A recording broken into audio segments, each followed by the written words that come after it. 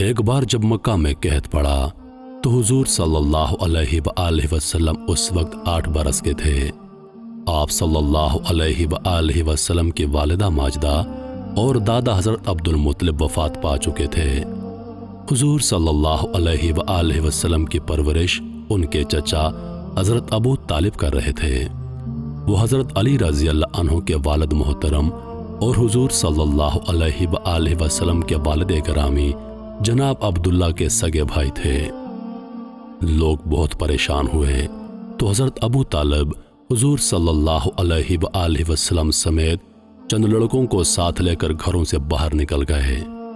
پھر حضور صلی اللہ علیہ وآلہ وسلم اور ان بچوں سے بارش کے لیے دعا کرنے کے لیے کہا۔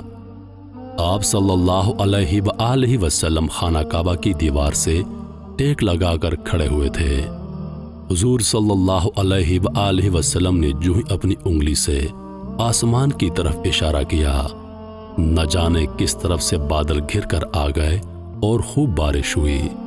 جدن نظر اٹھتی بارش کا پانی دکھائی دیتا، زمین جل تھل ہو گئی۔ انسانوں اور حیوانوں نے خوشی کا اظہار کیا۔